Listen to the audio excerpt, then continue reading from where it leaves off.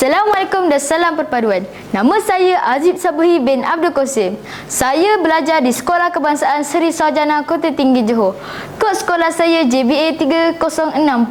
Saya merupakan murid tahun 4 bilion dan berumur 10 tahun. Hobi saya membaca dan melayari internet. Cita-cita saya ingin menjadi mekanik yang berjaya. Pada hari ini saya begitu teruja untuk berkongsi tentang isi-isi kandungan buku cerita yang telah saya baca ini. Sebuah keazaman merupakan tajuk buku yang akan saya kupaskan pada hari ini. Buku cerita yang bertajuk Sebuah Keazaman ini ditulis oleh seorang penulis buku yang hebat. Beliau ialah saudara Sulaiman Zakaria. Buku ini diterbitkan oleh syarikat penerbitan Quality Book Sendirian Berhad pada tahun 2013. Buku ini dicetak oleh UG Press Sendirian Berhad di Shah Alam, Selangor. Watak-watak yang terdapat dalam buku cerita ini ialah Dr. Syaikah, Gunawan dan Muhammad Mukris. Bagaimanakah perwatakan mereka? Teruskan bersama saya dalam bicara buku yang mengandungi 23 halaman bercetak ini. Buku ini mengisahkan kisah seorang wanita yang bernama Syaikah. Syaikah merupakan seorang doktor yang bertugas sebagai pakar bedah di sebuah hospital yang bernama Hospital Umi. Syaikah mempunyai seorang adik lelaki yang bernama Gunawan. Gunawan belajar di Mesir dalam jurusan kedoktoran. Hanya Gunawan satu-satunya adik-beradik Syaikah yang tinggal. Ibu bapa Syaikah dan adik-beradiknya yang lain telah meninggal dunia kerana terlibat dengan kemalangan jalan raya 20 tahun yang lalu. Sejak detik itu, Syaikah dan Gunawan menjadi yatim piatu. Sejak peristiwa pahit itu, Syaikah berazam untuk membesarkan adiknya Gunawan dengan penuh kasih sayang dan memberikan didikan terbaik buat adiknya. Plot cerita dalam buku ini disampaikan dengan sangat mudah untuk difahami, dan di penghujung cerita pengarang buku ini berjaya meninggalkan beberapa persoalan kepada para pembaca. Plot cerita mula berkembang apabila dengan tiba-tiba saja Dr. Syaikah teringatkan adiknya Gunawan. Syaikah merasakan ada sesuatu berlaku kepada Gunawan sejurus pulang dari bekerja. Dr. Syaikah merasakan ada sesuatu yang akan berlaku kepada Gunawan. Dr. Syaikah telah berjanji dengan adiknya itu untuk berjumpa dan makan bersama-sama. Gunawan baru pulang ke tanah air setelah 5 tahun menuntut ilmu di Mesir. Dr. Syaikah sudah tidak sabar untuk bertemu dengan adiknya. Dia terlalu rindukan adiknya itu. Sewaktu memilih pakaian yang sesuai untuk bertemu dengan adiknya Gunawan, tiba-tiba telefon bimbit Dr. Syaikah berdering. Mata Dr. Syaikah tertumpu pada layar telefon bimbitnya dan hatinya mula berdebar-debar.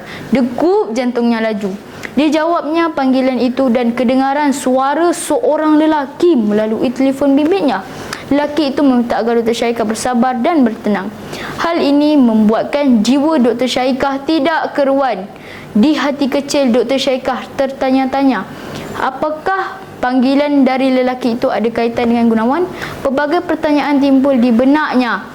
Dr. Syaikah bertanyakan, siapakah lelaki yang menelefonnya itu? Lelaki itu memperkenalkan dirinya sebagai Muhris. Dia memaklumkan kepada Dr. Syaikah Gunawan terlibat dengan kemalangan jalan raya dan meminta Dr. Syaikah datang segera ke Hospital Umi. Dia juga memaklumkan keadaan Gunawan stabil. Penjelasan dari Muhris itu telah menyebabkan Dr. Syaikah tersentak dan ingatannya terus menyingkap kembali kisah 20 tahun yang lalu, iaitu kenangan pahit dia dan Gunawan kehilangan ibu bapa dan adik-adiknya yang lain dalam sekelip mata kerana terlibat dengan kemalangan jalan raya. Dr. Syaikah dan Gunawan sukar menerima kenyataan itu. Dr. Syaikah tidak mahu kehilangan satu-satunya saudara kandungnya yang masih ada. Sewaktu Dr. Syaikah mengimbas kembali peristiwa pahit 20 tahun yang lalu, tiba-tiba pintu rumahnya diketuk seseorang. Dr. Syaikah menuju ke muka pintu sambil berdoa agar tiada apa-apa yang buruk berlaku pada Gunawan. Setibanya di muka pintu, Dr. Syaikah tergamam melihat wajah Gunawan muncul di muka pintu. Gunawan merasa hairan melihat gelagat kakaknya yang terkejut melihatnya. Dr. Syaikah memberitahu Gunawan ada seorang lelaki yang bernama Muhammad Muhris menelefonnya dan memberitahunya yang Gunawan terlibat dengan kemalangan jalan raya. Gunawan terkejut mendengar penjelasan dari kakaknya kerana Muhammad Muhris yang dimaksudkan oleh kakaknya itu ialah sahabat baiknya. Namun yang menjadi persoalannya sekarang ialah bahawa sahabat baiknya itu telah meninggal dunia sejak belajar di Mesir bersama-samanya kerana terlibat dengan kemalangan jalan raya. Gunawan memandang ke arah kakaknya dengan 1000 persoalan. Siapakah yang menelpon kakaknya itu? Gunawan menasihati kakaknya agar banyakkan berehat.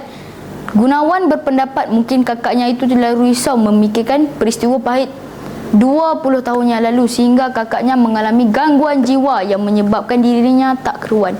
Rakan-rakan sekalian, dalam buku ini dapatlah dirumuskan bahawa kasih sayang itu tiada nilainya, apatah lagi dalam kalangan keluarga dan adik-beradik. Hanya keazaman yang kuat dan ketabahan menghargai pahit getih mampu membawa kita ke sebuah kejayaan.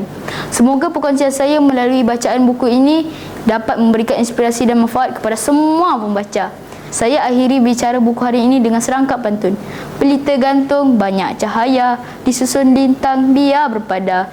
Ilmu diteroka, tiada ruginya, banyak membaca menjana minda. Sekian, terima kasih.